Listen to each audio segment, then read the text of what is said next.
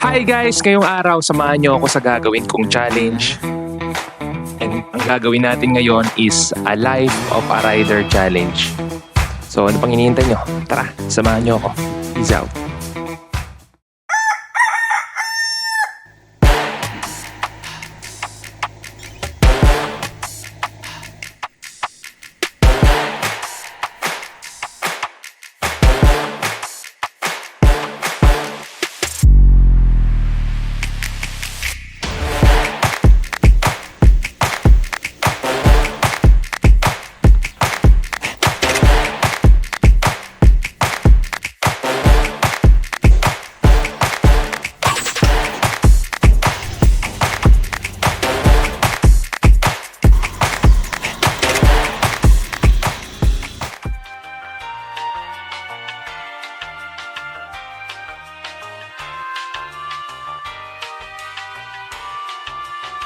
A few moments later. Guys, hirap booking. Sobrang daming rider ngayon. May kagad tayo makakuha. Meanwhile,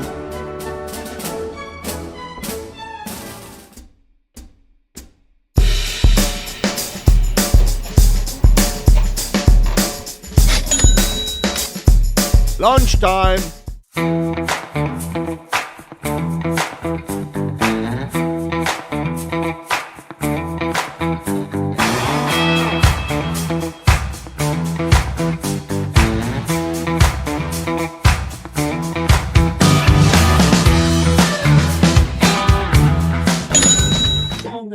Waiting tayo sa pangalawang moving. Pahinga lang sa tapos magmak na ulit. Ayun, nakuha na natin yung second item. So laptop lang siya. Let's go. Ito, sinabayan natin yung moving. Papuntang Dasma. Dito sa Gentic. Sa Gentic.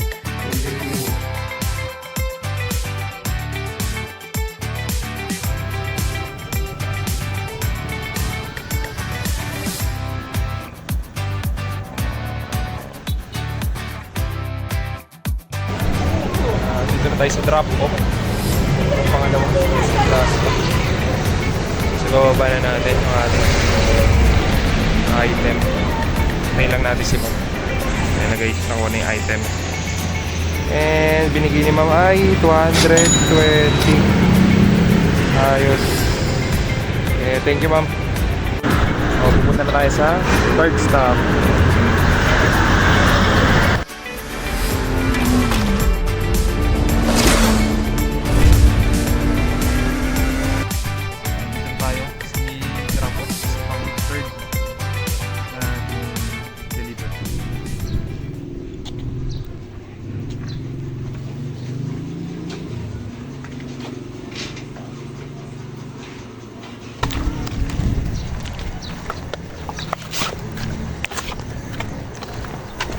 Bayad na kuya, di ba pa? Ay, hindi pa po.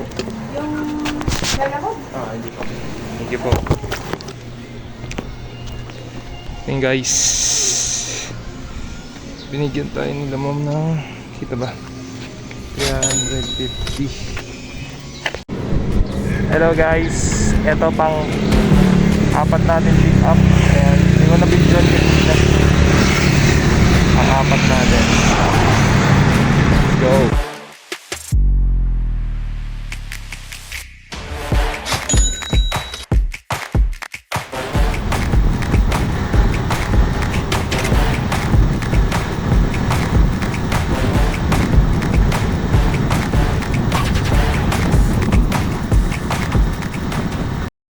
Buhay rider ay hindi madali.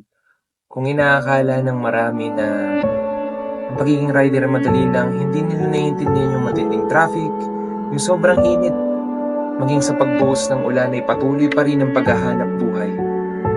Yung makahigop ka lang ng malamig na soft drinks ay isa ng malaking kaginhawaan sa pakiramdam dahil sa init na tinatangasa. Kung meron man akong natutunan dito sa content na ito yung matuto lagi tayong magpasalamat. Ano man yung mga bagay na dumarating sa buhay mo, maliit man o malaki, palagi nating pahalagahan yung mga bagay na nakukuha natin. Huwag kang mapagod.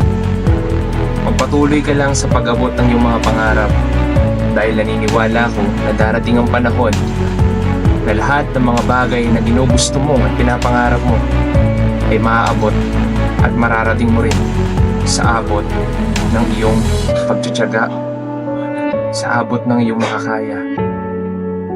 Huwag kang titigil, kapatid. Tuloy lang.